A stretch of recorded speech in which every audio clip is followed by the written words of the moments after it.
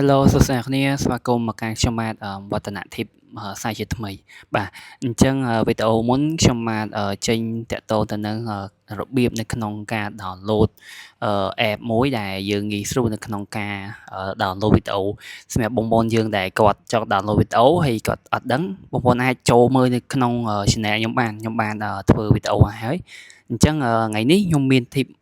កលឹះមួយតាក់ទងទៅនឹងរបៀបនៅក្នុងការលាក់ friend របស់យើងកុំឲ្យលក្ខណៈlist friend របស់យើងលក្ខណៈfriend ដែលនៅក្នុង Facebook របស់យើងអញ្ចឹងយើងលាក់យើងអត់ចង់ឲ្យណាគេម្នាក់ឃើញពី friend របស់យើងទេអ្នកដែលគេអត់មាន friend មួយយើងប៉ុន្តែគេអាចដឹងយើងថាយើងមាន friend មួយណាគេអូខេអញ្ចឹងសម្រាប់បងប្អូនយើងដែលគាត់មកថ្មីខ្ញុំសូមឲ្យបងប្អូនទាំងអស់គ្នាជួយ follow subscribe channel ខ្ញុំមួយទៅដើម្បីបាន channel ដឹងថ្មីពីខ្ញុំបាទបន្ត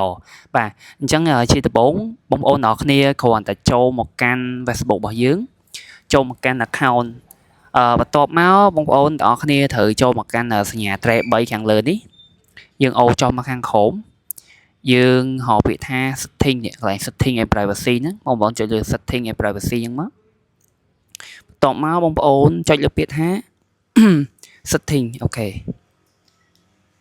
បន្ទាប់ពីយើងចុចលើហ្នឹងហើយបងប្អូនត្រូវអូមកខាងក្រោមត្រូវហៅពាក្យថា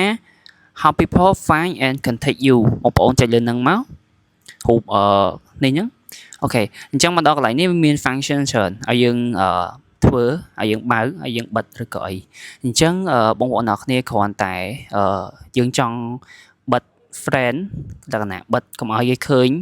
អ្នកដតីឃើញអញ្ចឹងឃើញតែអ្នកនរគ្នា friend មួយហ្នឹងអូខេអញ្ចឹងយើងចុចលើពាក្យថា who can see your friend list អូខេអញ្ចឹងយើងចុចលើហ្នឹងមកបន្ទាប់មកបងប្អូនចុចលើពាក្យថា only me អញ្ចឹងអាហ្នឹងយើងអាចឃើញតែយើងអាចឲ្យអ្នកផ្សេងដែលអត់មាន friend មួយយើងគេអាចឃើញ friend ថាយើងមាន friend មួយអ្នកគេខ្លះហីអូខេអញ្ចឹងយើងចុចពាក្យថា save មក